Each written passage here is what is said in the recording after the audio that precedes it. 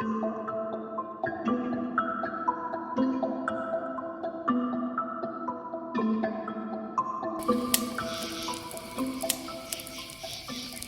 guys, this is Brad Allen and welcome to Outdoor Asylum. We are here videoing and recording at the Cache River Studio in the Elite Duck Call Shop. Here with producer Jake Seipert. Jake, how's it going, man? Going good. How are y'all? Doing good. Jake, vacation last week. Where'd you go? Yeah, I got sunburned at the beach, so I'm recovering from a sunburn. How was did you dodge the hurricane? We drove right through it. It was pretty awesome. We had the Jeep floating, but we made it. Yeah, so it's good after you got there. Yeah, everything calmed down. It was humid for a couple of days. I sweat a bunch, and then it cooled off. It was real nice. That was Cristobal, right? Oh, yeah. Did it come up through Florida or did it come up through the Gulf? It came up through Gulf, but like the rain was from Louisiana all the way to Florida. That's right. And we, like on the way, we were listening to the radio, and a tornado warning came over the radio station. And my wife lazily started freaking out.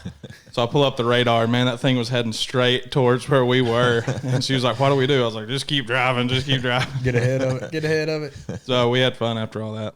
Good deal. Got Dusty McDaniel back with us today. Dusty's our occasional co-host. Whenever he has time, he can get away from work. So, man, what you been up to? Same thing. We took a vacation, went up, camped at Bull Shoals White River. And right after Cristobal, and they had the gates rolling. It was about 15,000 cubic feet a second. So river was high, came down the last day, and we got to float down fish, and that was fun. All the kids had a big time. So we've been doing that and just working from home, mowing the grass, trying to just slowly get back to whatever this is. Yeah. Trying to get out and about. So, well, you guys, had a couple of had a getaway. Jake had a getaway. Let me tell you about. Not even told you about this. My fun night last night. I spent my night in the emergency room up here with a kidney stone. You guys ever had one of those bastards? No. Yeah, that was the real deal, guys. That was pretty rough. They say I've seen grown men just be walking and crappie flop, just hit the ground and just lose it, and that's all it takes is a little bit of movement. Yeah, well, the score right now is kidney stone 1, Brad 0. It's probably gonna stay that way. Yeah, my wife was talking about how it's like childbirth. She had both and compared the two. I told her, I said, if I don't want to insult any ladies out there. I have no experience with childbirth, obviously, but if this is like childbirth, I was giving birth to like Siamese triplets last night, and it was not fun at all. So definitely wouldn't recommend it to any of our audience to give that a try. No. Yeah. So we decided we wanted to have a change up the podcast a little bit. We've had some guests on here, had some really great guests, great interviews that were a lot of fun to do. If you guys hadn't seen those, look, check back. You can find some of our older episodes. I think you'll really enjoy it.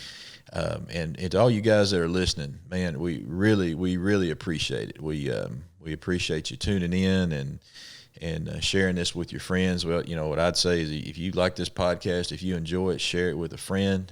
If you hate this podcast, share it with an enemy. Just share this thing with somebody. We get more viewers out there. But seriously, thank you for tuning in. And we just thought we would take a break from having other people on here just to talk about some of the stuff that was going on in the world. I mean, we live in it seems like this world has just lost its mind. I mean, we're living in a different society right now. I saw one the other day where somebody taking a cover of Time magazine and already said the man of the year was Mayhem from Allstate or whatever. It's like, what else can go worse? And it's like, don't say that. It's just not even July 4th yet.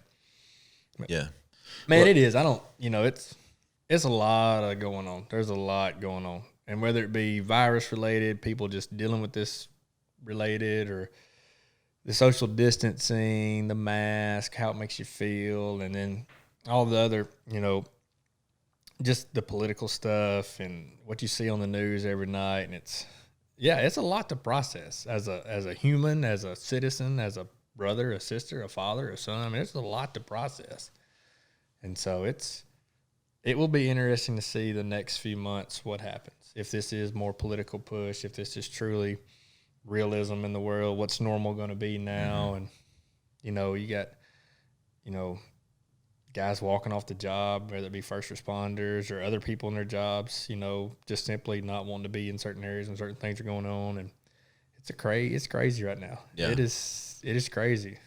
Yeah. And it made up my mind going into this. Anybody knows me, I really love politics. I follow it closely, but I'm going to try to stay off my soapbox. I'm going to do my very best. I'm going to be itching to step up on there. I have to keep my lasso out, Jake. Yeah, but I'm him back in. Yeah, you got to reel me back in. I could go to town on that, but I'll try not to for sure. But yeah, I mean, you talk about like the first responders stuff. One of the big things I think, and no matter how you feel about this, what side of the aisle you fall on, or what your opinions are.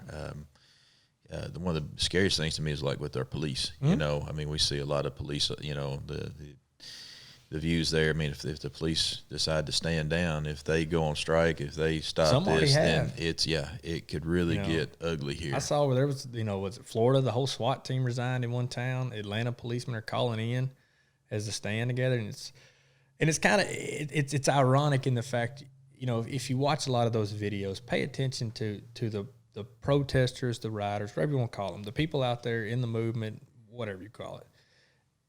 The moment something happens, the first thing out of their mouth, somebody call the police. It's like, wait a minute, and this thing in Seattle, this Chaz, this own little country, it's the first thing they did was put up a border and guard it. It's like, and so it's, no matter what, everybody in the world agrees on one thing. There's bad apples in the barrel. There's going to be a bad cop. There's going to be a bad teacher. There's going to be a bad preacher. There's going to be a bad buddy. There's going to be a bad game warden. There's going to be a bad politician. Bad doctor. Yeah, there is. and this whole, I don't know, whether it is political unrest, it is what it is.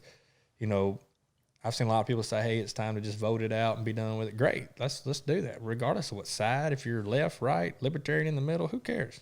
Just at the end of the day, it goes back to the 3 or 4 years ago in the duck hunting world when we first started having these conversations about people overrunning the woods and the boat racing and all this, and everybody's like, just a little common courtesy,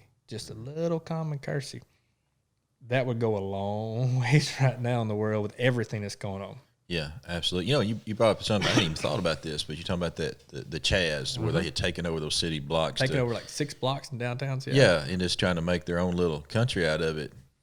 What do you think about, what if we blocked off Biomeda or some of these WMAs? How about the world of Bubba? Instead of Chaz, we could have Bubba.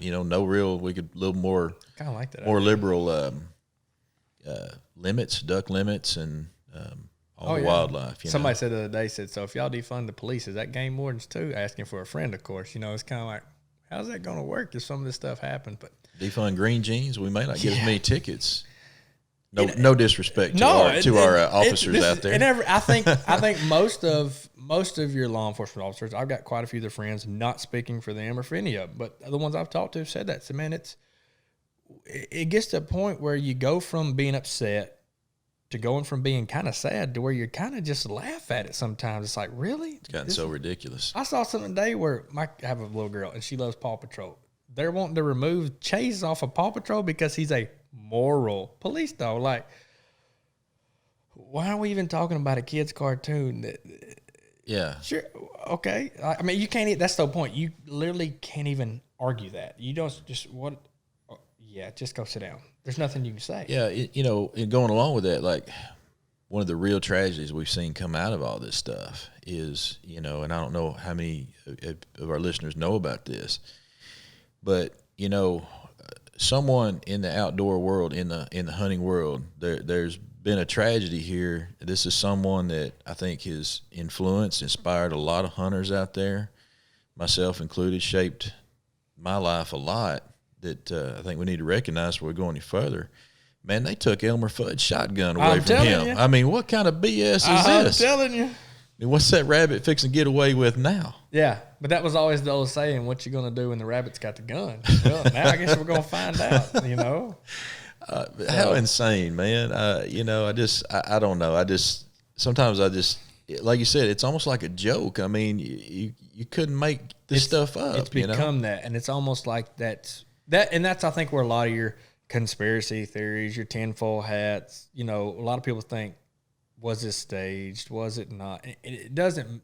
the root cause of that's kind of like the root cause of COVID. It gets to the point where that doesn't even matter. The agendas that get twisted off of them is what really divides everything. And I think everybody agrees on that.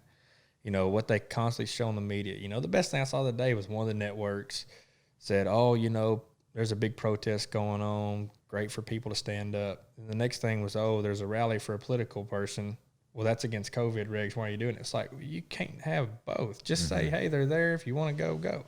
You know, and like with the COVID deal, the mask. Well, he's not wearing a mask. Well, he is wearing a mask. It's still a free country, guys.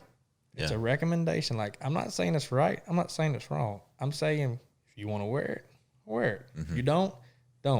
Be an adult. Wash your hands. Cover your mouth when you cough. We all learned this in third grade, probably before that. But yeah, like you said, it's just so much to process. And then the opinions, everybody's got one, you know, great. But, you know, the principles, you know, I mean, you had that talk a while back on the phone one day. And, you know, we mentioned that old movie, The Patriot, Mel Gibson, talking about, I don't have the luxury of principles. I'm a parent. You know, it's like, how do you feel about it? Well, are you asking the dad, the husband, or the, you know, red-blooded American? Which one you asking? They all got a different opinion. And that's okay.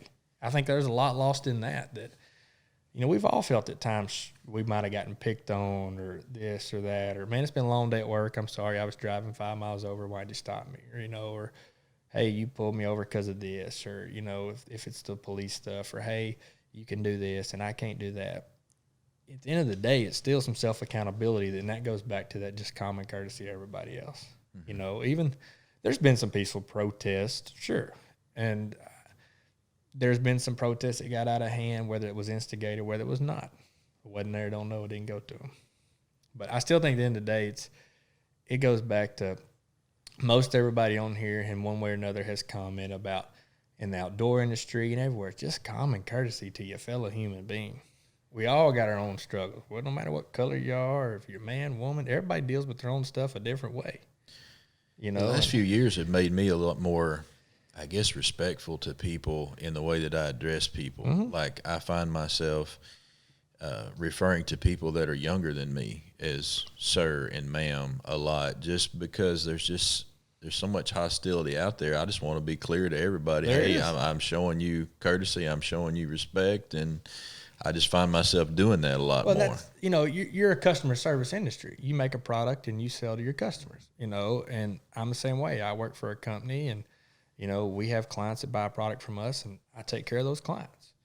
And so every one of my call, it don't matter if I'm older, younger, whatever. Yes, sir. Hey, yes, ma'am. What do you need? Every email is Mr. or Miss. It's the same way. It's more just politeness as much as it is I'm truly reverencing this respect level. And a lot, that goes a long way, I think, you know. And I've had, well, why are you calling me ma'am? I just call everybody ma'am. Oh, I never get it wrong. You know, you can joke about it. But I think you're right. A lot of people, and I don't think it's near as bad as everybody makes it out to be. I don't.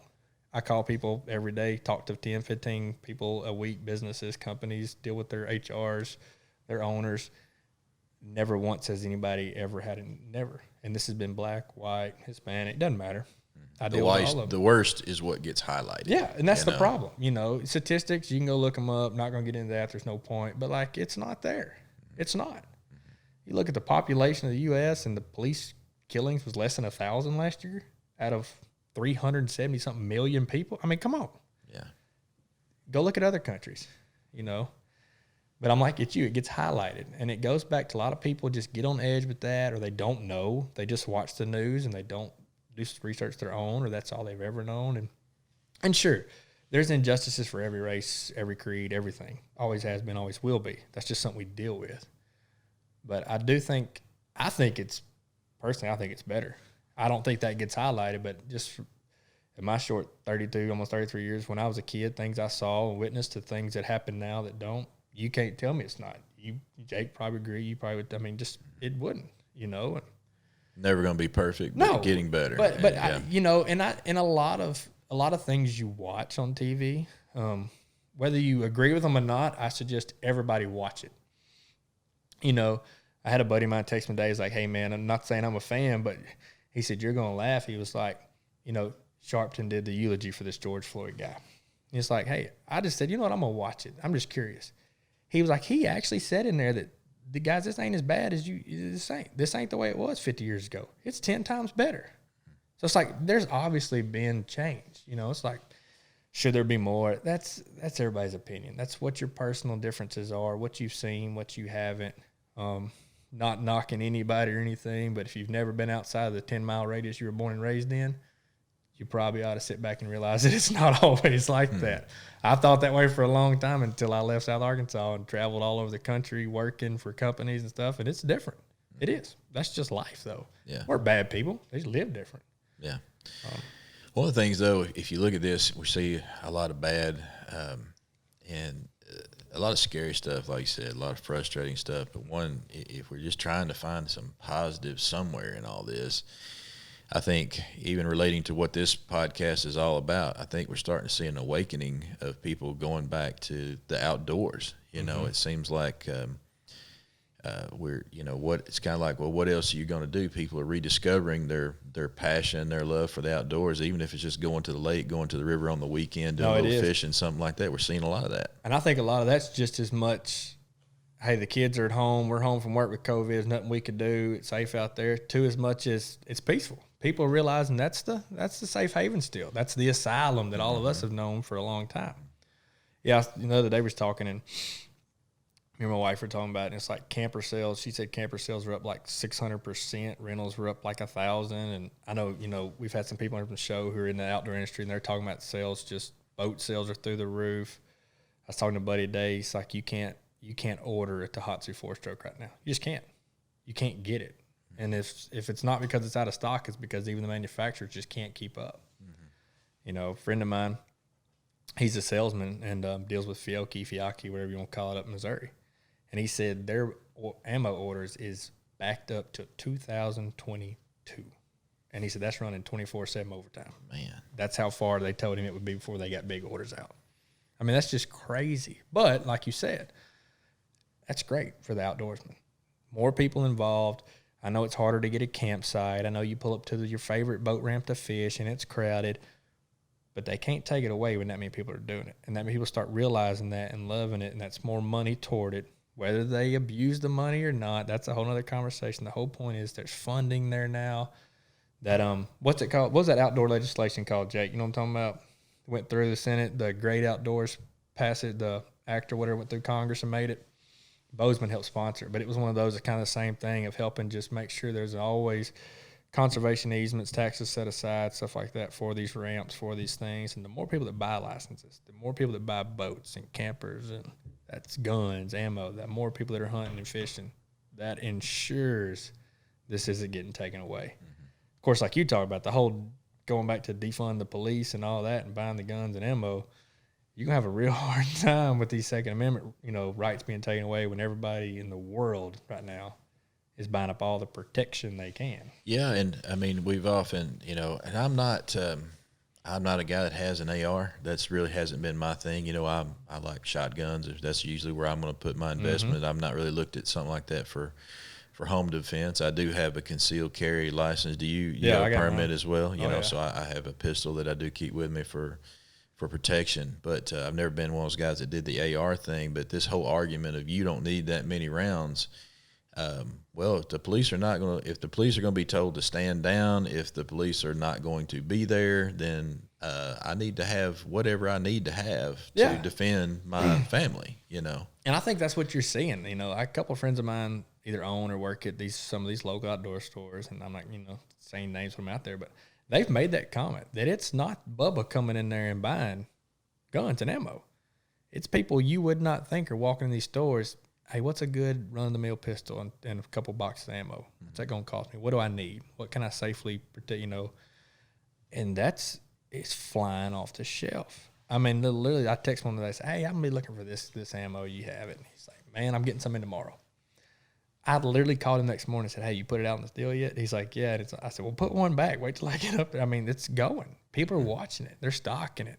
But it's not who you think. You know, it is everybody saying, I need to protect myself. If you won't, I will. Exactly.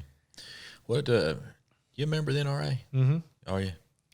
Yeah, I think I've got the life member deal. That's one of those things that I mean, forever, I love what they stand for and everything about it. I don't know that I've ever just really, and maybe that's something I need to do. As soon as we get off these microphones here, I need to go in there and send in my money and get a membership. And it is one of those things. Some people are diehard NRA, some people are not. It's kind of like, to me, the NRA is like Ducks Unlimited. You love them or you hate them. There's no middle ground. But I think a lot of people realize with every good is going to be a little bit of bad. Like we talked about, there's always a bad cop, a bad doctor, a bad teacher. Sure, Ducks Unlimited could spend more money here as an example instead of here. Same with NRA. They could do more money here than there. They get their back scratched too. I'm sure they do. But somebody's got to be up there playing the game for us. And, hey, if that's who it is, that's who it is. If that CEO gets to make so much, well, he's up there doing something. Let him make that much. I mean, you can go back and forth. But I do think now more than ever, those type of groups, even if it's not NRA, you're hunting ones, your Dallas Safari, those people like that, they do more than conservation. They do advocacy for gun rights, for that stuff. I think North American Arms, Great American Hunting, there's a bunch of them. But yeah, the NRA, I've been with it for a long time. My dad has.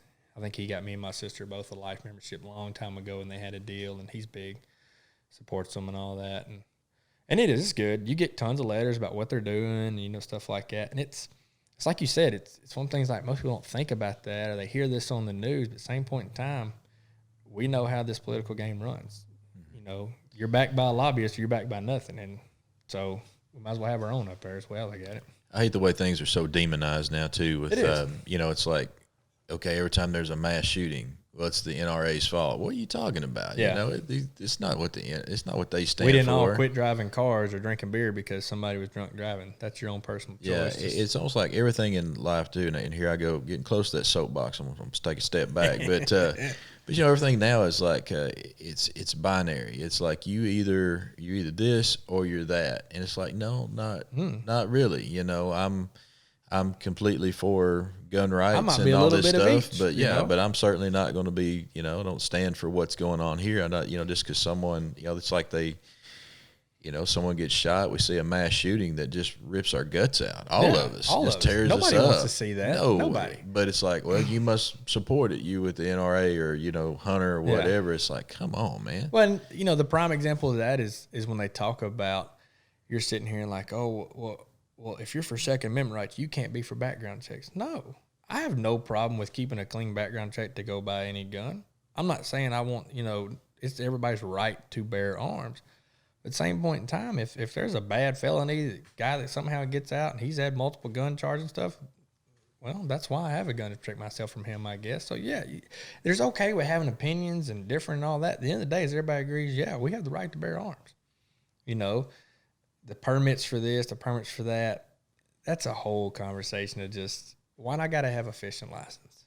You got to have a permit to build something on your own property now in some places, and not even with a homeowner's license, just in the city limit, stuff like that's a whole nother of how people say we're this or that. And it goes back to everything now, though. It's still, at the end of the day, people just being people, doing their own thing, mind your own business a little common courtesy. And half of this stuff, I think, would just settle down. And, and we've talked about it before, and we've talked about it on here, you get a lot of that. Going back to some of these episodes, some of the good people we've had on here, Rick Dunn made a comment, it's like, yeah, it just kind of wasn't worth being around it anymore, talking about hunting some of the places you used to hunt. And that I avoid going places in public now because I don't really want to deal with it. I don't want to go up there and just, somebody's going to be talking about this or talking about that. And that's taken away from what people used to consider a big part of their life. I know a lot of people do that. They don't do this anymore. They don't go to that anymore, And some of it's places that we all should be going. I know some people don't go to church anymore because of that. Well, they say this or they say that. Or, I still think a lot of it is everybody's going to be different, and that's okay. We're going to agree different. We're going to look at things different. I'm like you. I have never cared to have an AR. For protection, sure, they're great. They're fun to shoot. But I'm like you. I want old shotguns. I think they're cool. I like shooting different ones. I carry a different one duck hunting every weekend just for fun. That's just me. Other people are all about the tactical image and all that, and that's great. It is fun. It's enjoyable to shoot. I agree. But I got a limited amount of funds, and I'm going to spend them elsewhere. So, but I still think that's it. A lot of those people we've had on here have touched about that. Hunter Bauman's story was awesome, and he made a lot of comments about that, about how he got accepted by people because people realized that, hey, it's okay to do this a little different, do this different. He was kind of I would say a groundbreaker, but in a sense he was. He did stuff his own way. He had to figure it out his own way. And I think we see that a lot starting to happen now. You see people advocating for rights of others on a simple fact of we're all citizens, we're all this. I want you to have a gun too. I want you to be able to do what you want to do. Let me do what I want to do. A lot of people are okay with that. Mm-hmm. And so, yeah, you could go on forever on what just people think or see or what you read right now. And it changes every day. And that's the other thing. What do we see for the future? I was laughing the other day. So we're talking about, 2020. Here comes 2020. And it started off great. Popeyes come out with an awesome chicken sandwich. But they mess with God's chicken. And then is that what happens? Is that what caused the chaos? They mess with God's chicken. And then it all went downhill right from there. Ain't been right. But, look, so you go back to 2019. You look at it, we've got, and like I said, you staying away from politics, but we're looking at the economy's doing great. Mm-hmm. Unemployment's going down. We see a lot of improvements. Things are not perfect. We see a lot of improvements coming on. Everybody's excited about things, so many things, especially the economy. And now this has happened. I mean, where do we go from here? Will we ever can we return to that what we call normal in 2019? Or are we stuck? I don't think it will. I don't think you will. Somebody had a comment the other day, and it was, will we ever see the 2018, 2019 in the that we did? I don't think you will. And whether that be a good thing or a bad thing, I think the good things that'll come out of not the political unrest, the racial out of what COVID caused with a little bit at home with the family, people have realized that work-life balance was way out of whack. A lot of companies have realized we don't have to have people in the office every day. We'll cut our office space in half, cut our lease in half, let some people work from home. Mm-hmm. A couple days at home, a couple days in the office, people are home with their families more. I read something and a guy was talking about, will our kids look back and go, oh my gosh, this was COVID, this was this, or will our kids look back and go, that was the best summer ever. We were home every day. We cooked dinners together. We took trips. We set up tents in the backyard, things that we wouldn't be able to do otherwise. And so I think restaurants and businesses, they'll try and get back to full tilt, but I think some of this stuff you'll see probably stay around. You'll see limited quantities. Maybe you'll see people social distancing, sure. But I think people in general will be leery about getting back wide open, the hotel stay and the traveling. Maybe there's something to be said for being around the house with the family and being more family-oriented and taking camping trips together, like we talk about, using the outdoors and things like that. I think that'll change. The other thing that's going to see out of this, and I'm seeing it in the industry I work in, is telecom. Telecom. FaceTime with doctors, FaceTime with clients, with, doing over-the-phone service visits with people and salespeople calling, hey, instead of coming by, just tell me what you need and I'll pick it up for you and send it over there, that void. And that's not a bad thing either. There's going to be some benefit come out of that, especially in the medical field. It already has. Being able to get on FaceTime, especially if you got little ones, stuff like that, get on FaceTime, let a doctor look at something. Okay, looks like a bug bite, put this on it, let me know, That's great. That's actually going to be a huge benefit in the industry. Really, really some cool stuff can come out of that. I know you laugh, but you do it. You have guys that call you, FaceTime, you blow a call for them right there over the phone. So this may be a guy that lives 5-6 hours away that couldn't be here otherwise, but through that, you're able to do it. That's something we're going to actually launch more this year because, when people come in here to the shop, I love it because I make sure that when they leave this shop, they've got the call that fits them, the one that they like. Yeah, instant feedback. I can see what they need. We can adjust it and all that kind of stuff. So, yeah, we started doing that a lot during the whole COVID thing. This is something that we're going to continue and actually push more. I think it's great. If you live somewhere else, you can't get the shop experience. Man, if nothing else, we can FaceTime call. Yeah, and a lot of places are doing that. You've got now where I think grocery stores have even started to, Home Depot's got curbside pickup now. You call somebody and you can FaceTime them and they'll walk down the aisle and you say, no, that's the one I need. This is what I'm looking for. And they'll send you a picture over to FaceTime and show you this. And it's going to be a huge wave. I'm I really think a lot of restaurants have realized, and I hope they continue it, the family pack carryout kind of deal that they did to help get through the hard times, some of them, that's a good line of business. Mm-hmm.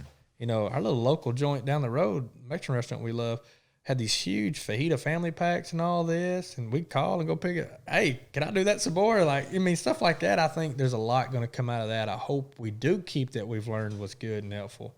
But at the end of the day, yeah, I'm ready to go sit down at a restaurant and have a bowl of cheese dip, beer myself, and keep on trucking. But it will. School in the fall is already sounding fun. Friends of mine, got school-age parents, like, well, we got a choice of virtual or put the kids back in school or half and half. And I'm like, half and half? Like, oh, yeah, they go to school 2 days and home 2 days. I'm like, parents still got to work. They're like, yeah, everybody's trying to figure out what's going to happen if this works. And I don't know. It will be, like you said, it will be interesting to see what becomes the new normal. I don't think we'll ever go back to where we were before. Sporting events won't be the same. I just don't think it will be. That's what I was about to ask about sporting events. And it's, you know, we talk about hunting and fishing, but, you know, how can you go duck hunt and not come home ready for the SEC football game on Saturday? So, but what is that going to be like for sports? I mean, these big arenas and stuff like this. I mean, if we don't, and I think a lot of people are saying, well, if we get a vaccine, maybe things can go back to normal. But I don't know, will we get a vaccine? If we got a vaccine, do you want the first round of it? I was going to say, of what strain, of what? No. And that's why I'm saying I think you're going to see a new normal of, that's like college baseball this year. Man, if somebody would have just said, hey, you know, catcher and umpire wear a mask, the rest of you are spread out in the field, let's at least watch it on TV, something, you know, because that killed a lot of us. That's something I look forward to every year. And college softball, too. That's just as much fun to watch. But, yeah, SEC football, it's like, okay, is we going to be half capacity in the stands? Are we going to have every other row, every other seat, caddy corner? I mean, it comes a point in time with how much is it worth? What's it worth? Sometimes I think it's let's rip the Band-Aid off and go. That's just what, you know, statistics and all this and who's, you know, there's a real COVID, sure. There's a real disease that can really hurt people. I believe it.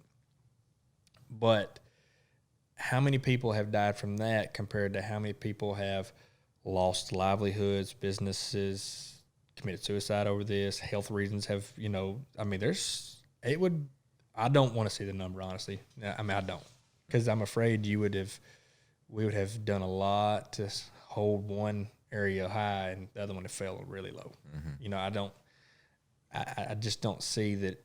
Looking back, a lot of people realize I hope this was all worth it, because I still just haven't seen it yet.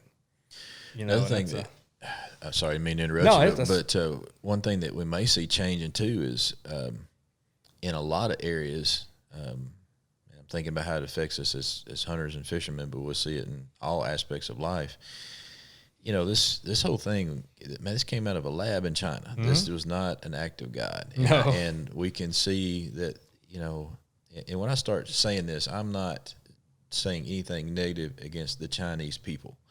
I'm talking about this communist government of theirs. Not that I have no ill will toward the Chinese people, whether it's someone living here or even their citizens there, that certainly don't know where Beattyville, Arkansas is. That's right. But our relationship with China is getting pretty heated. Mm-hmm. And then when we look at going forward, you know, so much of the products that we have here, you know, and like if you just look at clothing in the outdoor world, so much of it is coming from China, that, you know, so much of the stuff we use in hunting, it's not made here in America. No. So if things keep getting heated, you know, there could be some major changes coming here. That wouldn't be bad, would it?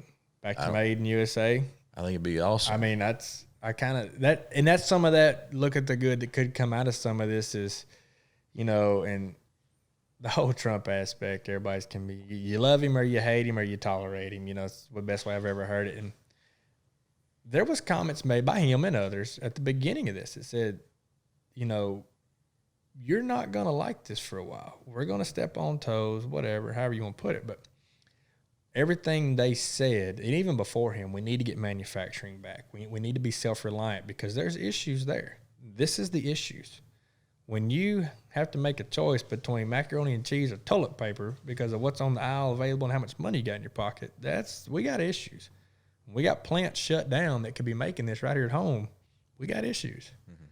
You know, all of our outdoor gear used to be made here. You know, and you go ask anybody right here in Arkansas. down in Hamburg, Arkansas was a huge facility that made a lot of high-end camo stuff that if I started dropping names, people like, that was made in where? Yeah, in Hamburg, Arkansas. There was a huge plant. Right outside of Monticello down there. Made a lot of stuff like that. Look at where all the boats are made here. I mean, Arkansas is big into that and always has been. But you're right. It could be good for that. I think there wouldn't be a problem with that. I think the reset on that, getting that back pumped up and going would be great. Be that self-reliance. I think people have realized that. Maybe the outdoor, we talk about the boost in outdoor usage around here. Maybe that helps that. People realize that, hey, this is what these people talk about. It's what they do. All these campers are made here. We were buying that, and buying boats. They're saying boats, you're going to see an episode coming up with a guy from Edge Boat Hunter on here. They can't make them fast enough. Dealers can't get motors in fast enough, can't get parts in fast enough. It's crazy. But that's good. That's really good. That's what's keeping the economy where it is, which is still higher than it has been in a long time still. So, I don't know. It's, this is one of them things people could sit here around a poker table, campfire, and just go on and on and on and have civil conversations of just, what do we do? What's going to be? Yeah.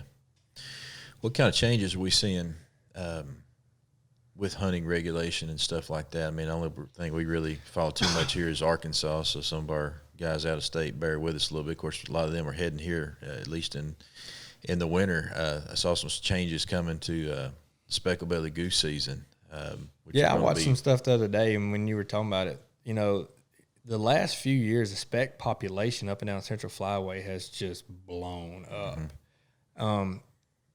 Anybody who's on social media and follows Arkansas Game and Fish will probably see my name more than you want to, either raising or definitely not praising. So, but I cutting it back this year to limit it to going from 3 to 2 on the limit, but elongating the season, I think, is giving people more opportunity.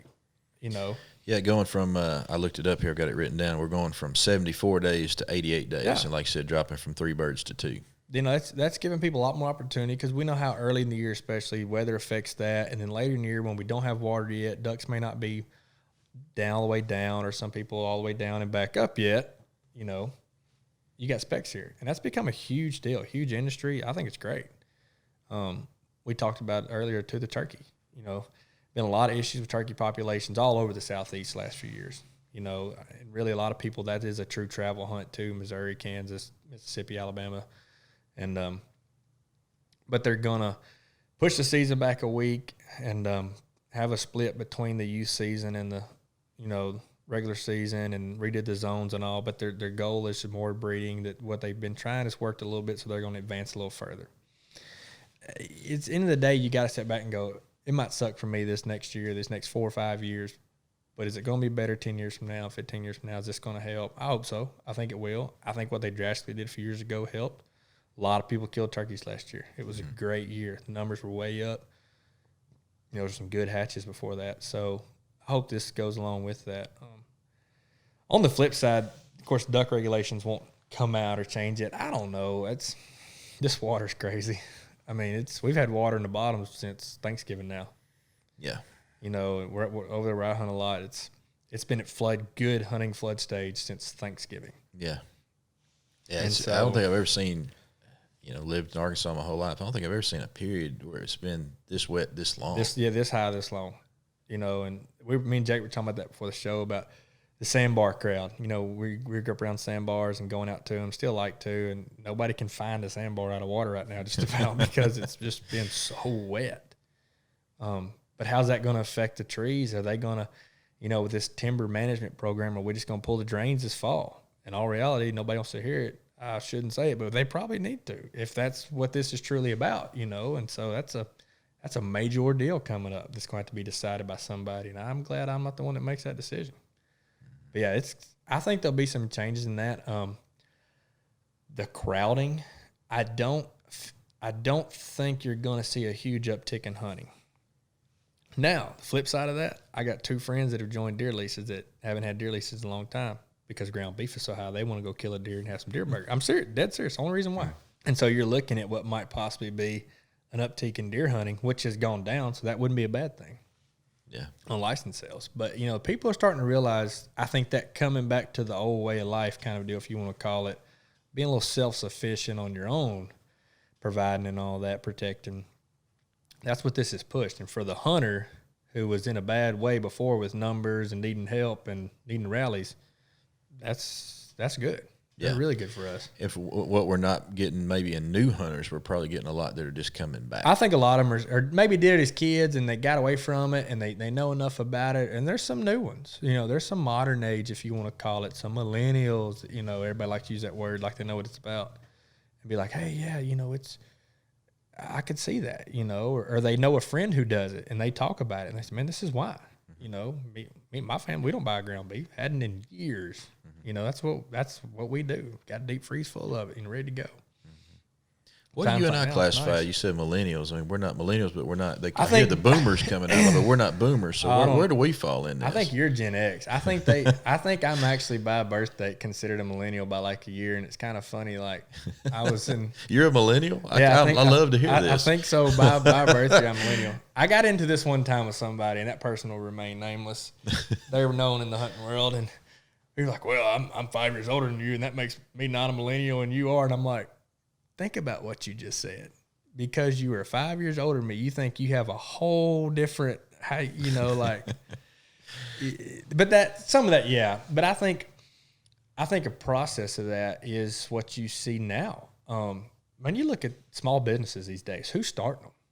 It's not 50-year-old men and women. It's young people. It's millennials starting these upstart businesses, the coffee shop craze, the little, you know, boutique style stores. You look at a lot of this stuff, you know, and that's great. It's great for American business. Great for the economy.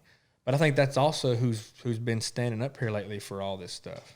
Whether you agree with it or not, you have to respect someone when they have the notion to stand up for what they believe. And I'm not talking about necessarily what's going on, but just in general in the last few years, a lot of stuff that's happened. And, you know, you see a lot of these people. I got some great friends who are millennials by birth that have risen up and, you know, working in great organizations, whether it be Autobahn or NRA or Game and Fish Foundation, things like that are really taking it bull by the horns, you know, and have moved it. So I think that's a good thing because when you get into it young and you enjoy it and you have a hold on it, it stays with you. And now they're going to raise their kids that way. And they're, you know, and so I think that gets passed on that way. That's what we got to have. That's what we joke around about millennials and stuff, but they're the future. We got to have them picking this up and carrying this forward for us. Be nicer. I'll put you in a nursing home. You know, that's what it comes down to. But no, you're right. I think that's, and not even saying I'm a millennial and, you know, when I graduated high school right after the millennium, but just people that were born truly around the millennium, which would be the 20, 25 years old now that call it that. That's where the future lies, right in their hands. Whether you like it or not, whether we agree with it or not, that's it. And we've been camping all over Arkansas this year, having more time to do it, and have enjoyed it. And I see a lot of them out there, canoeing, kayaking. That's great. Pulling a boat, camping, setting up on islands, and enjoying it. And they're nice as they can be. They want to learn. They ask things. And it is. That's awesome. That's what you want. And we don't want our grandchildren going hunting on virtual hunts. We don't want to see virtual reality taking over the real thing. We got to get these youngsters out there and let them see how great it is to be in the outdoors. Yeah, that's been a huge thing. And I think it's been big here lately. Like you said, with all the percentage of sales and stuff that's up, man, if you haven't gone in your local academy or whatever your local hunting store is, even Walmart sporting goods, just go in there and look. You can't find a kayak. You can't find a kayak paddle. You can't find a life jacket. They're gone. Mm-hmm. And people are out there using them. That's good. It's a good thing for sure. People are buying fishing poles and taking kids fishing again. And it is. It's great. It's kind of the reawakening we've all kind of wanted. It'd be nice if the country got back to this or back to that. Well, guess what, guys? We're here. Didn't happen how we wanted it, but we've kind of done it. Yeah. Yeah. Well, I hope so. There's going to be good and bad. There's a lot of uncertainty. There's a lot of scary things on the horizon, but hopefully there'll be some good things come out of it too, and hopefully we'll find our way to some semblance of a new reality here. Hopefully there'll be something. I don't care what new normal is to an extent anymore. Just give me something. Just say this is it, so I know. Just changing what I have to do every day to be safe, according to some people, is entertaining. Yeah. Wear the mask. Don't wear the mask. Or, well, that soap doesn't work. Use this soap. Oh, wait, 15 seconds, not 10. She gets old. And I think a lot of it, what it's going to take is people to quit following the lead of what the news tells us to do, what the politicians tell us to do on both sides of the aisle, wherever you fall. No, it is. Let's take a step back. Let's grab some humanity. Let's start respecting each other. Let's stop demonizing everybody, and let's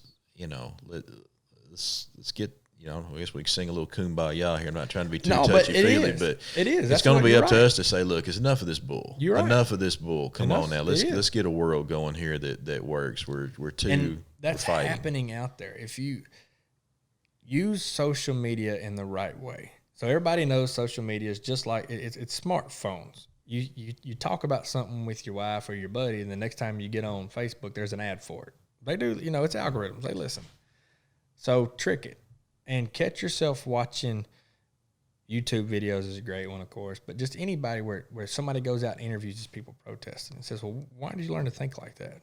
Well, that's what the news showed me. They will literally say that. Mm-hmm. And once somebody tells them something different, not even that it's just what you would agree with, just that, hey, these are actual facts. Mm-hmm. I didn't know that, man. I really didn't know that. I didn't know that. And I've seen pictures from cops from all over, stopping in neighborhoods, kids getting in the back of the police cars, taking pictures and giving them flowers and giving pops and chips to drink and snacks on and stuff like that. And it's like that's what you don't see that. You don't see it on the and news. That's the difference. Somebody with them old hands. Oh, I missed the Walter Cronkite days when somebody got on there and said, "This is what happened. Now you go think what you want." Bye. Yeah. It's like, where's Peter Jennings? Those are this is what happened. Long gone days there. Make up your own mind. I'm out. See you tomorrow. What I try to do is watch a little bit. I'm a pretty conservative guy, but I watch my news from. You're going to get a slant one way or the other. So I watch the news from a conservative slant, and then a lot of times I'll turn it over on the more liberal network just to see what's going on. Get both sides of the story, make your mind up. And know that somewhere in the middle is probably what really happened. Yeah. What they say, the three sides to every story, yours, mine, and the truth. Yours, mine, and the truth. Yeah. If the drunk guy could look down the middle and put two together, he'd be fine. That's about what it feels like. Well, man, this has been fun just having a talk. Just kind of, like I said, we've had a lot of interviews. We just wanted things are getting so heated in the world, and we're recording this on a Friday. It's going to be released on Monday, and so we go through all this. And World War III will break out probably on Saturday. So Monday we'll be way behind the game on what comes out Monday. But just to talk about the general life that we've been seeing the last few weeks, it's been interesting to take a break and just kind of talk about things. No, it isn't. And like I said, it's having a cause and effect on everything. And it's one of those things, I know some people that, I've got some friends and their kids and some people that have dealt with it hard.